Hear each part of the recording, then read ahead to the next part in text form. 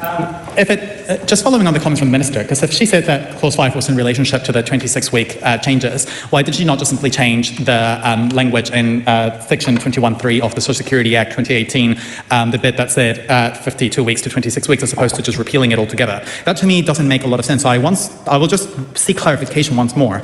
Why is she repealing Section 21.3 of the Social Security Act and narrowing the definition of worker? But I will move now to Clause 8A so that I can broaden the scope of the debate a bit. So I wanted to ask, another thing that she didn't communicate in her public comms and wasn't tested thoroughly because of that lack of proactive debate in the public by the Minister was Clause 8 and the changes to Section 181 of the Social Security Act in relationship to the application of health and safety legislation.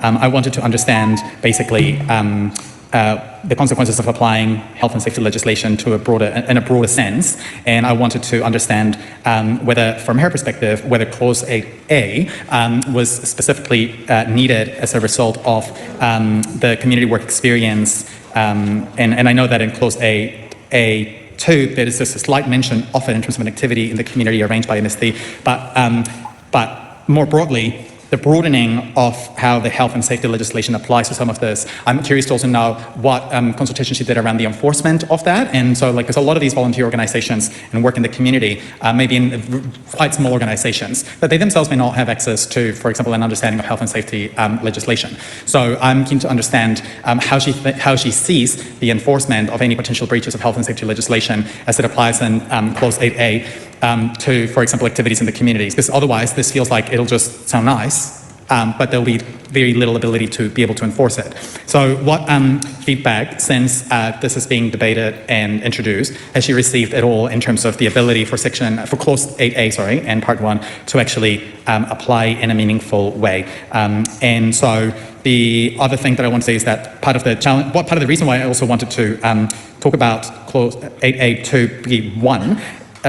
B2 is that it's an activity that is voluntary. It could be a volunteer organization. So this is quite different from like being in a workplace where, for example, you may have people who may be more in tune with health and safety legislation. A lot of our volunteer organizations are struggling to even have enough, for example, governance training to understand the very basic responsibilities under the Incorporated Society Act or the laws that dictate our charities, but they would even have less ability to actually understand how health and safety legislation applies to them. So I think that's, with the broadening of the application of health and safety legislation, how does she expect that the volunteer organizations that I'm assuming will likely be part of the community work experience stuff that we'll debate later are equipped with the knowledge of how, when they're engaging with someone on the benefit, they'll understand also the responsibilities that they may have under the new, now broadened application of health and safety legislation under 8A. Honourable Louise Upston. Madam Chair, actually the member was on the select committee where this change was recommended by the Parliamentary Council Office.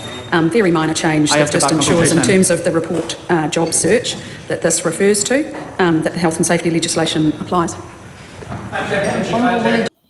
Are these the amendments you added or wanted to add after the select committee submissions closed but before oral submissions started?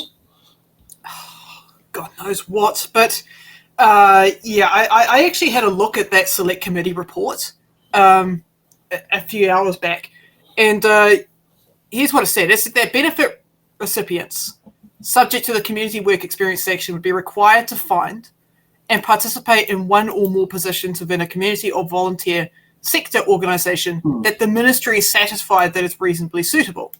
So there are problems with this. Like, not every volunteer not-for-profit organisation is looking to take on more volunteers. They may not have any work. So you could go down to, I don't know, I'm just thinking of a non-profit organisation off my head, Salvation Army, yeah, or Hoo-Ha, or, or you could go to a place like, I don't know, I think Pukaha, the wildlife sanctuary down the road from me, has a not-for-profit motive. But sometimes, right, sometimes they're not looking for volunteers, or sometimes the skills that they're looking for, you don't have. And so they may be reluctant to take you on. And also, you not-for-profit, again, potential for abuse right there, right? I mean, how many not-for-profit things does Destiny Church have? So, the minister is satisfied as reasonably suitable, do they have a list? What do you think? What is reasonably suitable? The bill, just to carry on from the report, the bill would require the beneficiary or the job seeker, the person who has received the sanction, to find a suitable position within 2 weeks and to complete at least 5 hours a week in this position for at least 4 weeks. Okay, what happens if you're unable to go to that volunteer position? Let's say that your local charity, whatever, isn't looking for new volunteers. Okay, now you've got to go out of town. How are you going to get there if you're a beneficiary who might have a broken down car or doesn't have a car? I don't have a car at the moment. How would I get to a volunteer organisation in Masterton down the road from me?